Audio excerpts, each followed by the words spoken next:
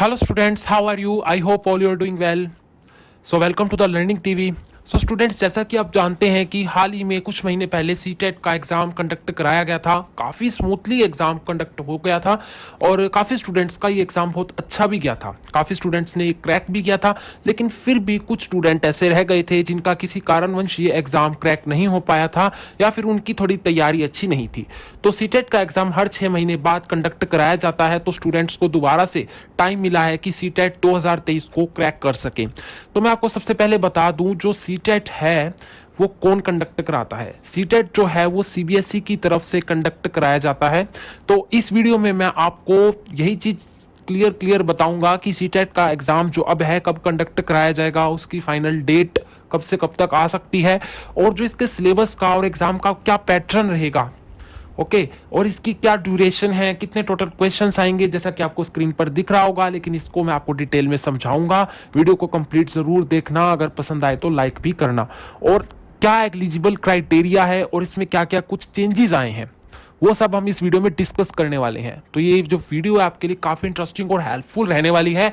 So students, आप अभी इस चैनल को सब्सक्राइब कर दीजिए, वीडियो को लाइक कर दीजिए। तो स्टार्ट करते हैं। तो मैंने आपको जैसा बताया कि सीटेट जो है ना वो सीबीएसई कंडक्ट करवाता है, सीबीएसई की तरफ से कंडक्ट कराया जाता है। उसके बाद बात करते हैं कि अब जो सीटेट है पहले कंडक्ट करवाया गया, अब कब कंडक्ट करवाया जाएगा, कब होगा। तो सीटेट का जो एग्जाम है जो बताया जा रहा है वो बताया जा रहा है कि जुलाई में हो सकता है। जुलाई में काफ़ी चांसेस हैं, 80% चांसेस हैं कि सीटेट का एग्जाम जुलाई में कंडक्ट कराया जाए। अगर बाय चांस किसी कारणवश जुलाई में कंडक्ट नहीं करवाया जा सकता तो फिर करवाया जाएगा सीधा दिसंबर में। तो ये 2 महीने जो हैं आपको दिए गए हैं। अगर जुलाई में कंडक्ट करवाया जाता है तो वेल एंड गुड, नहीं तो दिसंबर में करवाया जाएगा। आपको 4-5 महीने का टाइम और मिल जाएगा, लगभग मिल जाएगा आपको कम से कम 5 महीने का टाइम। तो आपकी तैयारी आई होप बहुत अच्छे से हो जाएगी। जुलाई में कंडक्ट करवाया गया तो फिर दिसंबर में भी चांसेस हैं, दिसंबर या जनवरी में चांसेस हैं दोबारा करवाया जाएगा। तो अब बात करते हैं इसके मोड की, मतलब कौन से मोड में कंडक्ट करवाया जाएगा। बात यह है कि स्टूडेंट्स, कोरोना से पहले ना ऑफलाइन कंडक्ट कराया जाता था और ऑफलाइन में ना काफ़ी सारी प्रॉब्लम्स को फेस आउट करना पड़ता था, जैसे रिजल्ट लेट आता था और काफ़ी सारी और भी दिक्कतें हो जाती थी। जैसे एचटेट का भी ऑफलाइन करवाया जाता है, तो ऐसे ही सीटेट का ऑनलाइन करवाया जाता है। कोरोना के बाद 2021 से ना ये वाला जो सीटेट का एग्ज़ाम है वो ऑनलाइन करवाया जा रहा है, राइट। अब इसमें क्या है, आपको टोटल जो क्वेश्चंस मिलेंगे ना वो 150 मिलेंगे, 150 क्वेश्चन मिलेंगे और आपको टाइम भी उतना ही मिलेगा। टाइम भी आपको सिर्फ 150 मिनट मिलेंगे, यानी 2 घंटे 50 मिनट। इसी टाइम में आपको अपना ये टेस्ट कंप्लीट करना ही करना है 150 मिनट में, मतलब एक क्वेश्चन लगभग 1 मिनट में कह के चले एवरेज। तो ये थोड़ा सा इसका कह सकते हैं नेगेटिव पॉइंट कि पूरे 3 घंटे भी नहीं दिए जाते हैं, हमें 150 क्वेश्चनों को 150 मिनट में ही कंप्लीट करना होता है। अब इसका जो मोड है वो ऑनलाइन करा हुआ है, ठीक है। अब मैं आपको बात बताता हूँ कि इसमें लैंग्वेजेस क्या रहेंगी। जिस तरह से ऑफलाइन मोड रहता है ना, ऑफलाइन में हिंदी इंग्लिश बायलिंगुअल, मतलब दोनों लैंग्वेजेस रहती है, तो ये पेपर भी आपका बायलिंगुअल ही है। यहाँ पर आपको हिंदी में भी क्वेश्चन मिलेंगे, इंग्लिश में भी मिलेंगे। अब आपको क्वेश्चन तो दोनों लैंग्वेजेस में मिलेंगे। अब पता है क्या, अब तक जो सीटेट का एग्जाम करवाया जा रहा है ना उसमें एक प्रॉब्लम क्या आ रही थी कि आपको मान लो इंग्लिश में क्वेश्चन दिख रहे हैं तो आपको माउस को बार बार क्लिक करके उसे हिंदी का वर्जन, जो उसका हिंदी का ट्रांसलेशन है वो आपको चेक करना पड़ता था। तो जिससे जो आपका टाइम है ना वो थोड़ा सा चला जाता था। मतलब बार बार क्लिक करोगे, उसको एक बार हिंदी में पढ़ोगे, एक बार इंग्लिश में पढ़ोगे। एक चीज अगर आपके सामने पड़ी, एक चीज को सर्च करो तो टाइम तो लगता है। तो उस वजह से ना इस चीज को खत्म कर दिया गया। अब की बार आपको क्या होगा, अब की बार आपको देखने को मिलेगा कि सीटेट के जो क्वेश्चंस मिलेंगे ना, जैसे मान लो फर्स्ट क्वेश्चन है, अगर पहला क्वेश्चन आपका एक बार इंग्लिश में दिया गया है तो उसी के नीचे उसी का जो ट्रांसलेशन होगा हिंदी में होगा। मतलब फर्स्ट क्वेश्चन ऊपर इंग्लिश में दिया गया है तो नीचे हिंदी में दिया गया है। या फिर आपको ऐसे देखने को मिलेगा कि फर्स्ट क्वेश्चन आपको ऊपर तो हिंदी लैंग्वेज में दिया गया है, अगर आपने पहले सिलेक्शन ये किया है, और उसके बाद जो आपको दिया जाएगा दूसरा वो आपको इंग्लिश लैंग्वेज में दिया जाएगा। इस तरह का आपको क्राइटेरिया देखने को मिलेगा। मतलब फर्स्ट क्वेश्चन ऊपर हिंदी में, दूसरा वही क्वेश्चन इंग्लिश में, या ऊपर इंग्लिश में वही क्वेश्चन दूसरा हिंदी में। इस तरह से आपको देखने को मिलेगा। तो ये एक आपका पॉजिटिव पॉइंट या एडवांटेज लगा सकते हैं इस बार के एग्जाम का। या फिर आपको कैसे देखने को मिलेगा, आपको एग्जाम ऐसे देखने को मिल सकता है कि यहाँ पर तो सारे क्वेश्चन आपको इंग्लिश लैंग्वेज में मिल जाए और वहीं सेम टू सेम क्वेश्चन आपको यहाँ पर हिंदी लैंग्वेज में मिल जाए। तो यानी एक लाइन सारी इंग्लिश की, एक लाइन सारी हिंदी की। तो इस तरह के एग्जाम हमने ऑफलाइन मोड के काफी किए हुए हैं, काफी देख रखे हैं। तो आपको बाइलिंगुअल मोड मिलेगा, मतलब बाइलिंगुअल ही वो पेपर मिलेगा आपको तो ये आपका प्लस पॉइंट कह सकते हैं और आपको काफ़ी फायदा रहने वाला है। इसमें टाइम वेस्टिंग नहीं होगी क्योंकि क्वेश्चन आपके सामने रखे होंगे, आपको वो सॉल्व करना है। अब बात करते हैं चैलेंजेस की। चैलेंजेस ये हैं कि इस बार जो क्राइटेरिया ना काफ़ी चेंज है, मतलब कि क्वेश्चन तो इजी लगते हैं देखने से, ट्रिकी क्वेश्चंस आ चुके हैं। मतलब आपको ऑप्शन ऐसे मिल जाएंगे जो आपको काफ़ी कंफ्यूज कर देंगे। अब बात करते हैं एलिजिबिलिटी क्राइटेरिया का, मतलब पेपर 1 और पेपर 2 जो है वो दे कौन कौन सकते हैं, और पेपर 1 और पेपर 2 जो है कौन सी क्लास के लिए है। सबसे पहले बात करते हैं हम पेपर 1 की। अब देखो, पेपर 1 जो है वो कैंडिडेट दे सकते हैं जो टीचर बनना चाहते हैं प्राइमरी क्लासेस का, या फिर कहें क्लास 1 टू 5, जो क्लास 1 से लेकर 5 तक टीच करना चाहते हैं तो वो क्रैक करेंगे पेपर 1। उनको क्रैक करना होगा पेपर 1। अब इसके लिए क्या क्या चीज़ें चाहिए उनको चाहिए या तो उनका जैसे जेबीटी वाला डिप्लोमा हुआ हो, जेबीटी हो, डीलैड हो, बीएड हो, बीटीसी हो, इस तरह के अगर उनके पास डिप्लोमा है तो वो पेपर 1 के लिए आसानी से एलिजिबल है, राइट। अब बात करते हैं पेपर 2 की। पेपर 2 जो है वो कैंडिडेट दे सकते हैं जिनको टीच करनी है सेकेंडरी क्लासेस, जैसे कि क्लास 6 से लेकर 8 तक। अब 6 से लेकर 8 तक जो क्लासेस रहेंगी वो टीच करने के लिए आपको पेपर 2 क्रैक करना होगा। अब इसके लिए जो एलिजिबिलिटी है, क्या क्या आपको चाहिए होगा, वो आपको चाहिए ग्रेजुएशन विद 1 डिप्लोमा, बीएड हो जाए चाहे डीलैड हो, बीटीसी हो। अगर आपने जेबीटी कर रखी है तो जेबीटी के साथ आई थिंक आपको बीएड भी चाहिए। अगर आप बीएड परसुइंग है तो आपका फर्स्ट ईयर क्लियर होना चाहिए, तभी आप ये एग्जाम आराम से दे सकते हैं। मतलब अगर आप बीएड के सेकंड ईयर में हो ना तो आप ये एग्जाम आसानी से दे सकते हो, क्योंकि अगर आप जब बीएड जिस टाइम आप कर रहे हो, जब आप फॉर्म भरने लगते हो तो उस समय क्या है, ये रिजल्ट के मार्क्स पूछता है, राइट। अगर आपका रिजल्ट नहीं भी आया है तो आपको पहले रिजल्ट आने का वेट करना होगा, उसके बाद आप ये एग्जाम के लिए फॉर्म आसानी से फिल कर सकते हैं। तो पेपर 2 दे सकते हैं। मतलब पेपर 2 कौन कौन सी क्लासेस के लिए, 6 से लेकर 8 तक जो भी टीचर टीच करना चाहता है तो वो पेपर 2 देगा। और मैंने आपको एलिजिबिलिटी क्राइटेरिया बता दिया, बीएड, डीलैड या फिर बीटीसी, ये डिप्लोमा होना जरूरी है विद ग्रेजुएशन। अब बात करते हैं कि पेपर 1 में आपके सब्जेक्ट कौन कौन से रहेंगे। पेपर 1 में आपको सब्जेक्ट जो देखने को मिलेंगे, 5 तरह के सेक्शंस आपको देखने को मिलेंगे इस पैटर्न के अंदर। जैसे पहला है चाइल्ड डेवलपमेंट पेडागोजी, मतलब सीडीपी, दूसरा मैथ्स, तीसरा लैंग्वेज 1, चौथा भी लैंग्वेज 2 और पांचवा ईवीएस।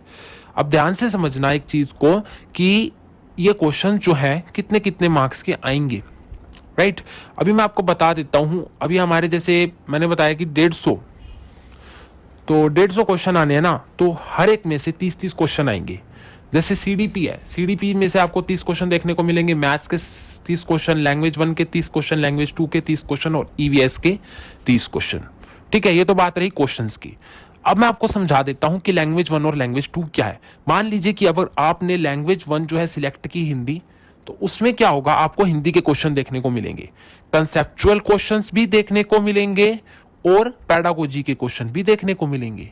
अब लैंग्वेज 2 मान लो आपने इंग्लिश चूज की है तो आपको इंग्लिश के क्वेश्चन यहां पर देखने को मिलेंगे, राइट। अब बात करते हैं यहां पर पेडागोजी के क्वेश्चन कहां कहां देखने को मिलेंगे। जैसे मान लीजिए मैथ्स है, मैथ्स के 30 क्वेश्चन है तो 15 क्वेश्चन आपको इसमें मिलेंगे पेडागोजी के। लैंग्वेज 1 है, लैंग्वेज 1 मान लो हिंदी की है, उसमें आपके 30 क्वेश्चन है तो 15 क्वेश्चन मिलेंगे आपको पेडागोजी के और 15 मिलेंगे आपके कंसेप्चुअल क्वेश्चन। जैसे कंसेप्चुअल क्वेश्चन जैसे कि पर्यायवाची शब्द क्या है, अनेकार्थी, ये सब जो भी आपकी ग्रामर होती है वो।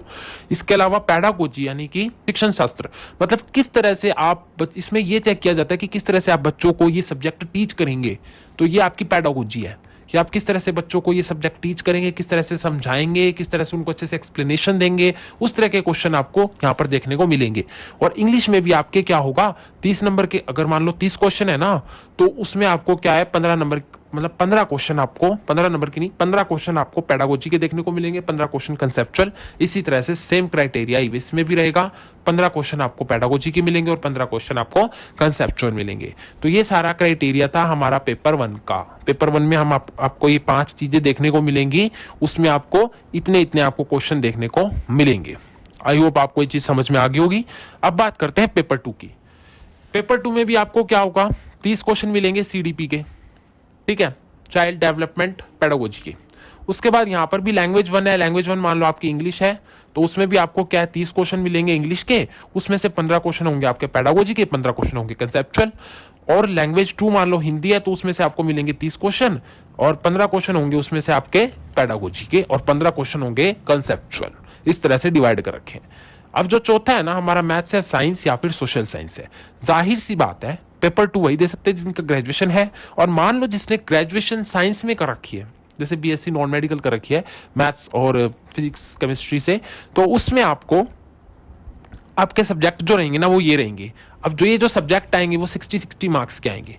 अब 60 मार्क्स के नहीं, सॉरी, मतलब जो ये सब्जेक्ट आएंगे आपके, इसमें आपको 60 क्वेश्चन देखने को मिलेंगे, जिसमें से क्या होगा 30 क्वेश्चन होंगे हमारे मैथ्स के, 30 क्वेश्चन होंगे हमारे साइंस के। अब 30 में से भी 15 पेडागोजी के हो गए मैथ्स के, 15 पेडागोजी के हो गए साइंस के, मतलब 15 15 15 15 इस तरह के 15 कंसेप्चुअल हो गए, 15 पेडागोजी के हो गए। यही सेम क्राइटेरिया मैथ्स के लिए, यही सेम क्राइटेरिया आपका साइंस के लिए रहेगा।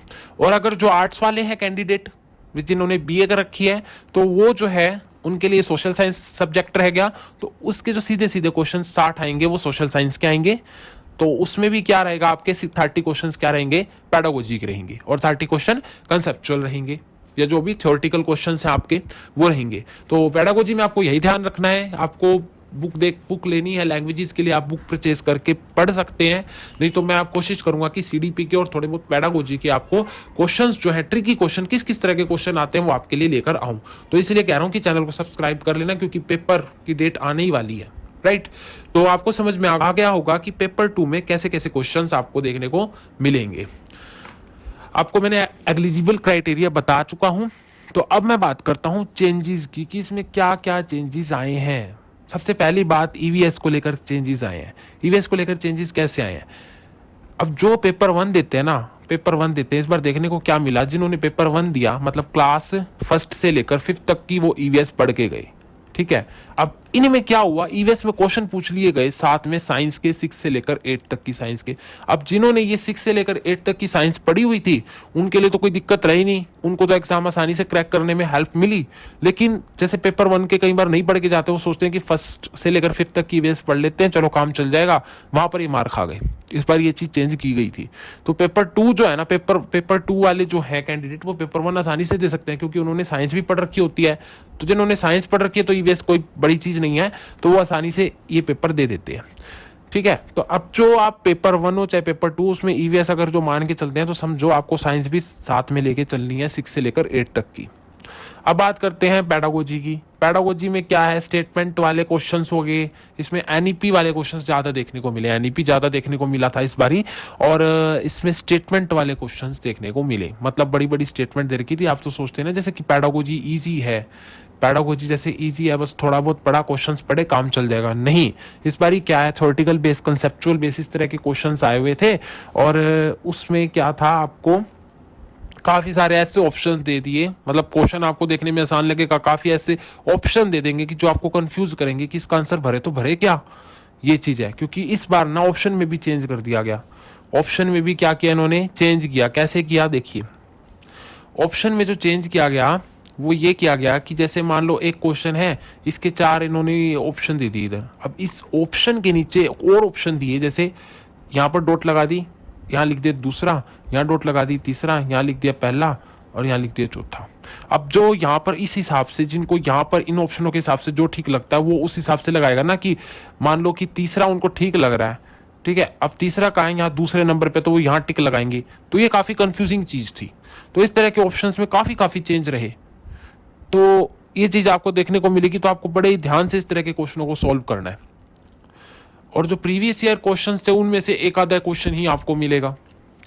और बात करें थ्योरी की, तो थ्योरी भी जो है सिचुएशन बेस्ड है। मान लीजिए प्याजे की थ्योरी है, तो प्याजे की थ्योरी में भी क्या, अगर आपने सिंपल पढ़ ली कि इसने ये थ्योरी दी, कब दी, कैसे दी, क्यों दी, और उसके बाद भी उसकी सिचुएशन बेस्ड क्वेश्चन आएंगे कि ये सिचुएशन है तो ये थ्योरी कहाँ लागू होगी, तो वहां आपको कंफ्यूजन होगा, क्योंकि सीधा सीधा क्वेश्चन ही पूछेंगे, काफी ट्रिकी क्वेश्चन पूछे जाएंगे। क्योंकि आप सीटेट को लेवल जो है ना, सीटेट को आसान लेकर मत चलिए, क्योंकि जैसे जैसे आगे आगे साल मतलब बढ़ते जा रहे हैं तो उसका लेवल भी अपग्रेड होता जा रहा है, बढ़ता जा रहा है। तो इसीलिए थोड़ा आपको लेवल को साथ में लेकर चलना पड़ेगा।